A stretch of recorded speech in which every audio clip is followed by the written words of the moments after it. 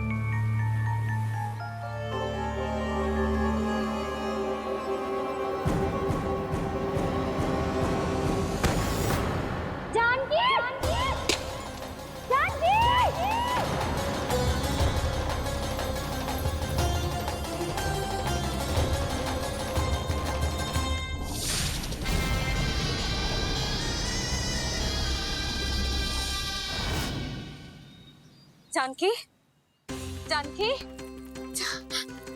क्या होगा इसे? देखो ना जी, अब छलिया की सूचना मिलते ही हम सब बालकों को ढूंढने चली गई और ढूंढते ढूंढते सबको बहुत प्यास लगी आई जी।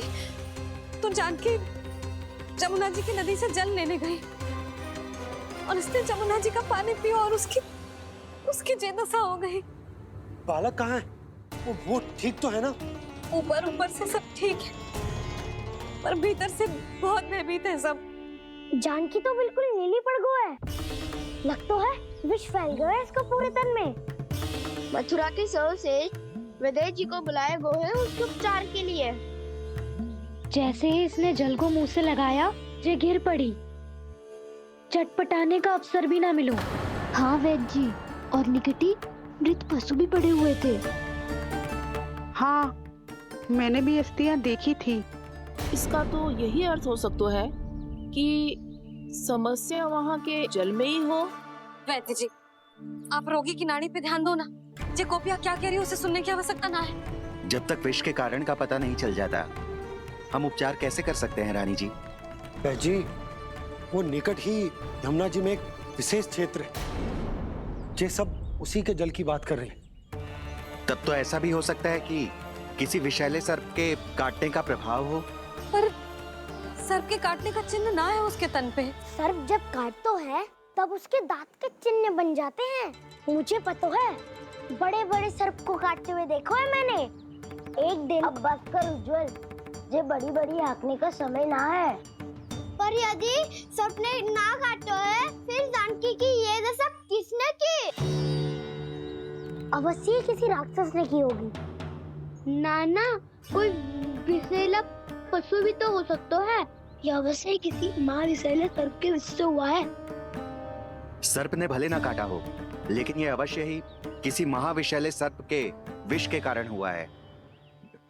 कालिया नाग। कालिया नाग?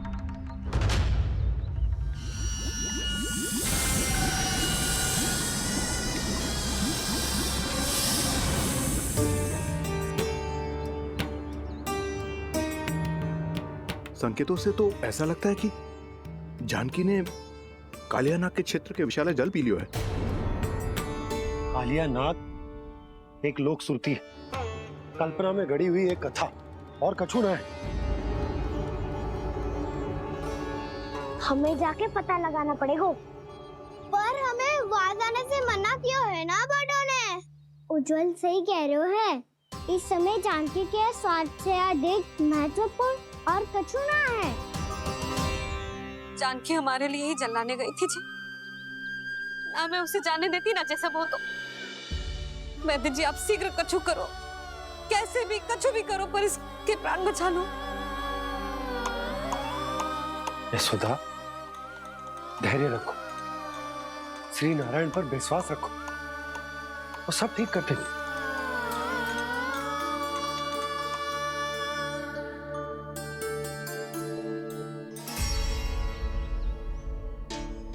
विष की काट की मेरे पास जितनी जड़ी बूटी थी मैंने सब अर्क बना के पिला दी, पर इसकी दशा में अभी तक कोई सुधार नहीं दिख रहा है। यह अंतिम जड़ी बूटी है, अगर इससे भी चमत्कार नहीं हुआ तो फिर जो नारायण की इच्छा।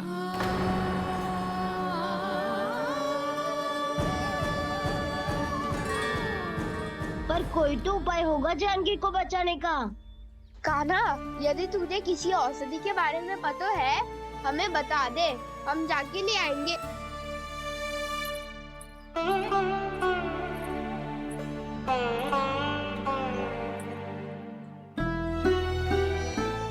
हे नारायण, हे प्रभु, मेरी जानकी के प्राण बचा ले प्रभु। या तो मैं अपने आप को कभी क्षमा न कर पाऊंगी। ये सारी मेरे ही कारण बनाई थी। उसकी रक्षा करो प्रभु, मेरी पुकार सुनो। कान्हा, तूने हमें वत्सासुर से बचाया था ना? और बकासुर से भी तो। और छलिया से भी तो तूने ही बचाया था ना हमें? क्या ऐसा कोई उपाय ना है जानकी को बचाने का? धन्वंतरी,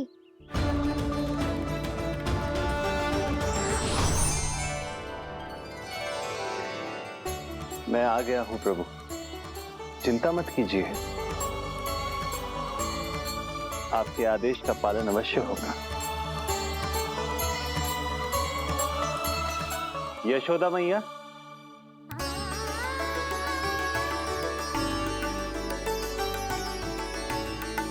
मैया आपको कोई पुकार रहा है।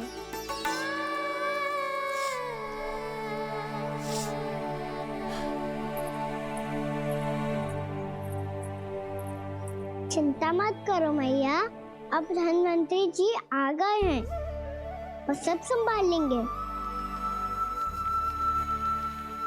धन्वंतरी जी कौन है? जिन्होंने संसार का आयुर्वेद दिया, आरोग्य के देवता, वे श्री नारायण के अवतार।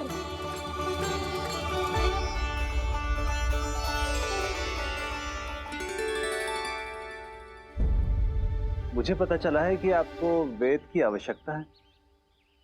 हाँ हाँ, भीतर आइए। आइए आइए बैठे जी।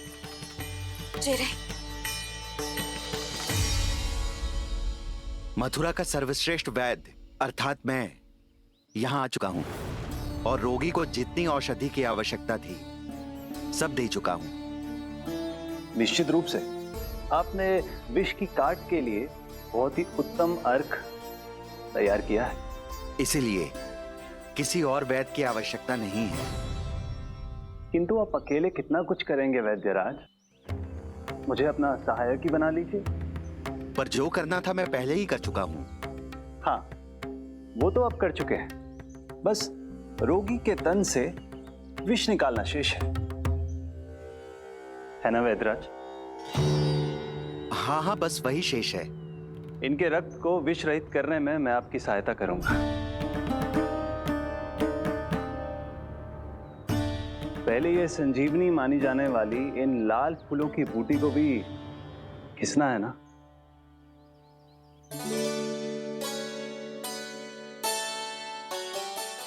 हाँ हाँ, तुम सही कह रहे हो, इसे अच्छे से घिसो।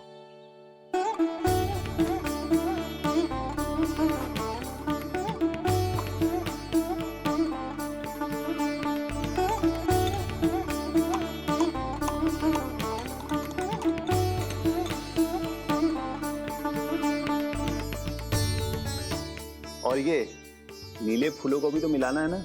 हाँ हाँ, अच्छे सहायक बन सकते हो तुम, ऐसे ही श्रम करते रहो।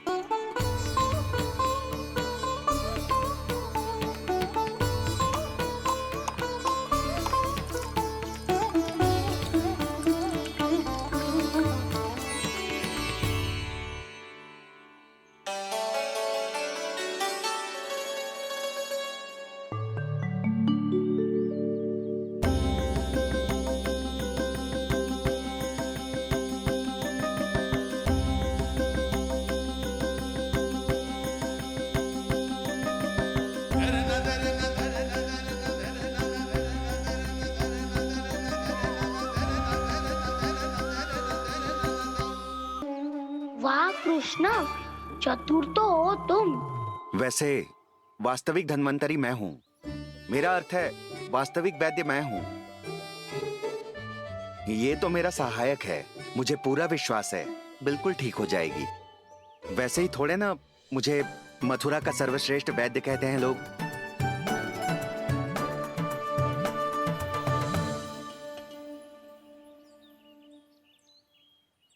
जसोदा भाभी,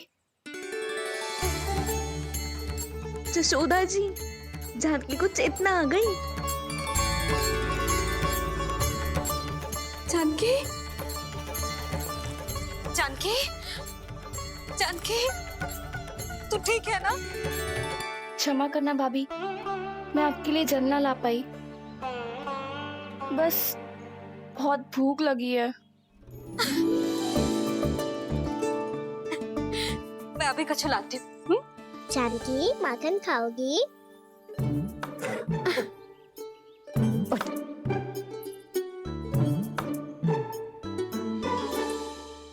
आजा, तू ही खिला दे लल्ला।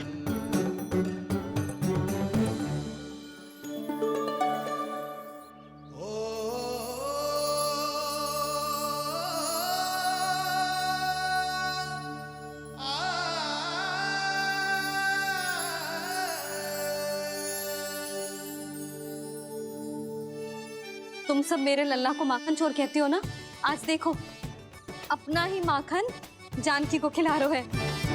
अर्थात अपने माता पिता की सेवा करेगा, उनके साथ सम्मान से व्यवहार करेगा, ईश्वर स्वयं उसका ध्यान रखेंगे। कभी धन्वंतरी के रूप में तो कभी स्वयं कान्हा के रूप में। भक्त और भगवान का देखो कैसा ये अनुराग, स्वयं करे सेवा प्रभु, अद्भुत गोपी का भाग्य। प्रभु इन सब पृथ्वीवासियों से कितना घुल मिल गए हैं।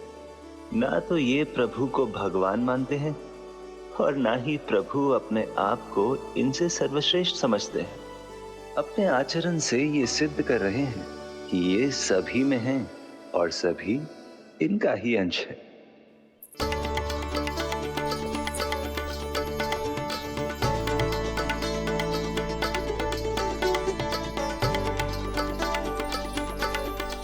प्रभु,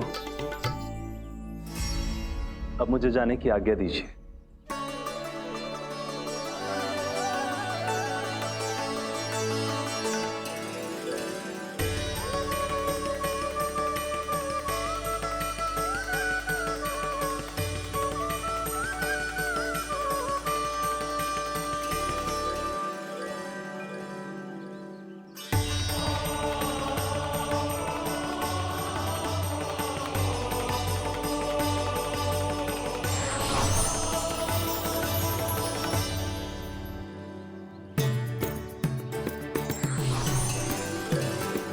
कान्हा ने तो सच्ची में धन्वंतरी जी को बुला लिया था।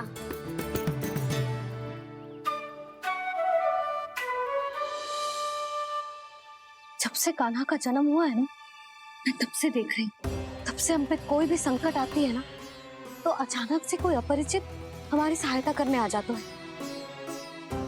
और जाते समय कान्हा की आज्ञा लेके जाते है, और कभी कभी तो इसे प्रभु बोल के जाते है। बाबा संभालो। आपके सहायक तो गए, अब आप यहाँ क्यों हो? वो क्या है ना, मैं अपने रोगी का निरीक्षण करके पूरी तरह से संतुष्ट होकर ही जाता हूँ।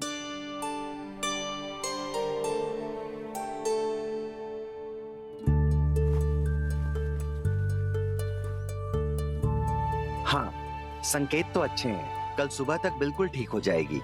धन्यवाद वैद्य जी।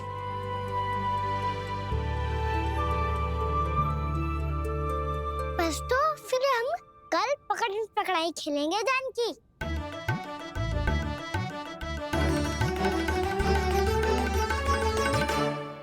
भानु, बंसी, जाकर उस क्षेत्र के चारों ओर बाड़ बनवा दो। और वहां सूचना पट्ट भी लगा देना, ताकि जानकी के साथ जो हुआ है वो किसी और के साथ ना हो। शीघ्र जाओ। जी ठीक है।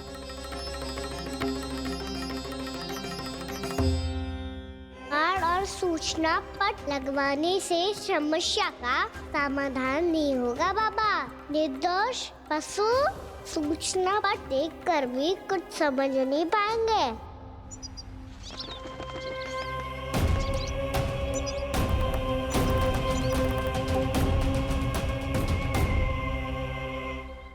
तो तुम्हारे कहने का अर्थ यह है कि व्योमासुर मारा जा चुका है और वो बालक अब भी जीवित है। हाँ महाराज, मैंने गोप बालकों को कहते सुना था कि कृष्ण ने छलिया को मोक्ष दे दिया है, पर वृंदावन सुरक्षित नहीं है महाराज। वो एक बहुत बड़ी समस्या से जूझ रहे हैं। कैसी समस्या? गांव के निकट क्षेत्र में किसी विषैले सर्प का निवास है।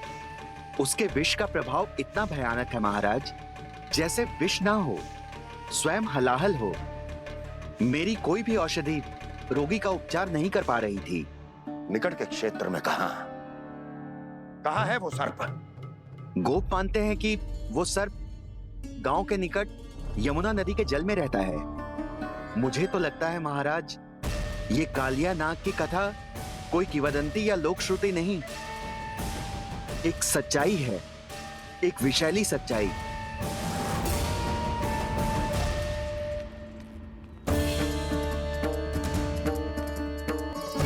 कालिया का सामना करने का समय आ गया है, पर उससे पहले मुझे बुलाना होगा उन्हें।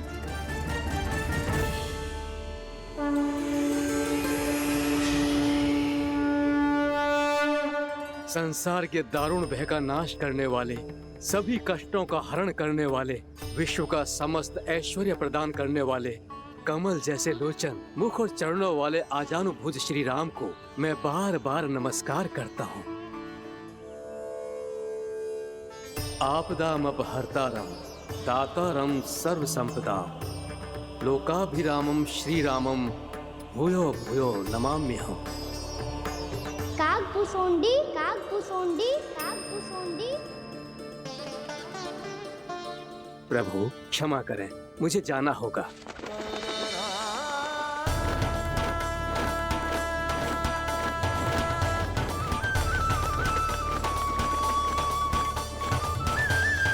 प्रणाम प्रभु। अनेक बार मैं आपके दर्शनों के लिए आया प्रभु। कभी नंद भवन के झरोखों से आपके दर्शन करके चला जाता था, तो कभी दूर किसी वृक्ष की आड़ से आपको निहार लिया करता था। आज आपने स्वयं मुझे बुलाकर धन्य कर दिया प्रभु।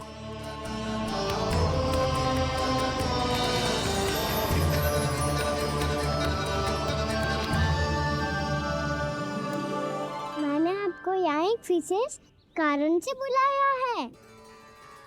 आपके श्राप से इस कालिया नाग को मुक्त करने का समय आ गया है।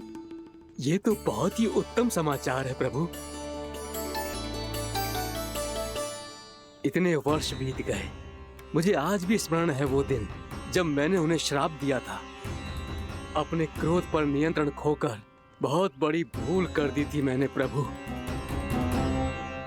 बीती हुई घटनाओं पर दुखी होके कोई लाभ नहीं है। हमें भविष्य की ओर देखना होगा।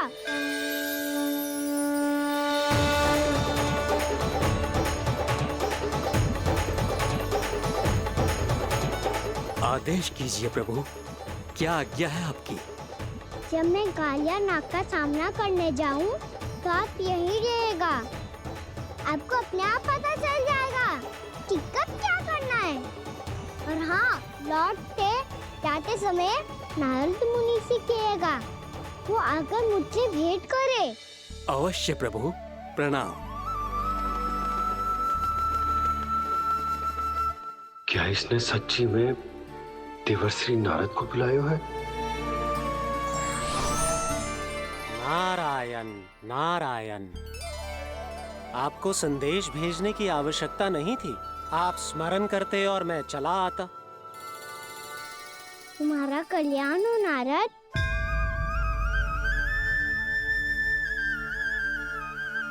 मैंने तुम्हें एक विशेष कार्य के लिए बुलाया है। आज्ञा दीजिए प्रभु। तुम्हें एक बार फिर कंस से भेंट करनी होगी। विचार कीजिए महाराज, क्या आप बिना किसी शंका के कह सकते हैं कि कौन सी पंखुड़ी पहली है और कौन सी 8वीं?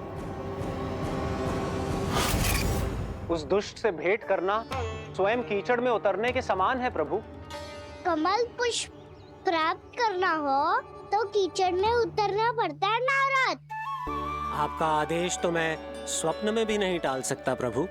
कंस कालियानाग के बारे में जान गया है, पर वो उसका सामना करने का साहस नहीं कर पाएगा। मैं आतुर हूँ प्राप्ति, मूर्ख नहीं। मेरी बुद्धि फिर नहीं गई है कि मैं स्वयं उस कालिया जैसे महाविषैले सर्प के सामने खड़ा हो जाऊं और अपने ही काल को आमंत्रित कर लूं। तो फिर अपने लाभ के लिए उसका प्रयोग करने का कोई और उपाय सोचिए स्वामी।